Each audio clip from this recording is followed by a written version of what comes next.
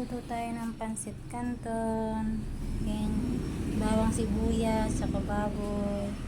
Ito yung gulay niya. Yan, daming gulay para mas sarap. Ito yung pansit canton.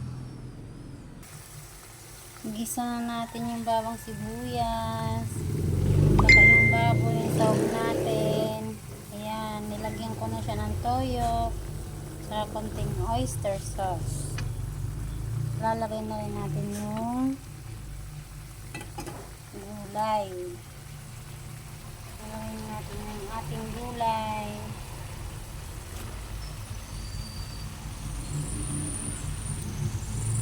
Maraming gulay.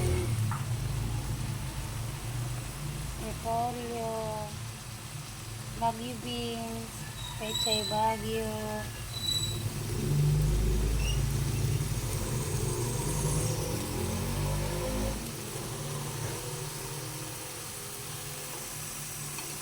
Haluan natin siyang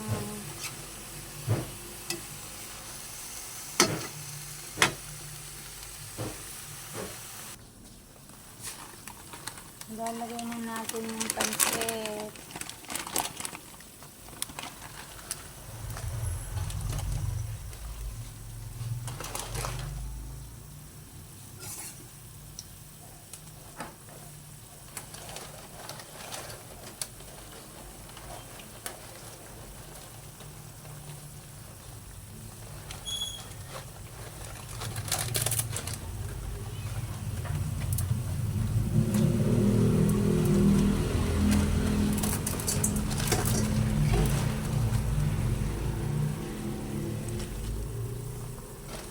Lagay na natin yung pansit canton.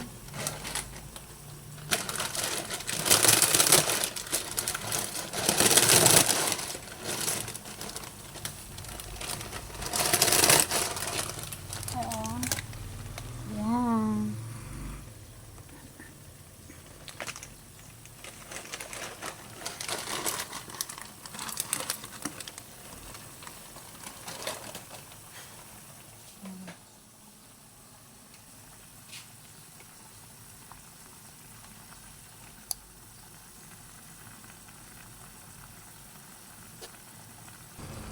Lalagay na natin yung pansit canton. Ito na. Malapit na siyang maluto.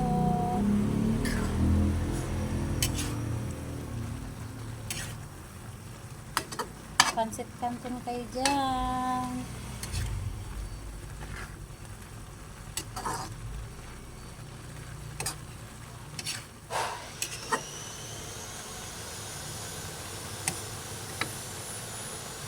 Luto na ang ating pansit canton gisado. Tsaka yung pansit canton natin medyo may saucy siya.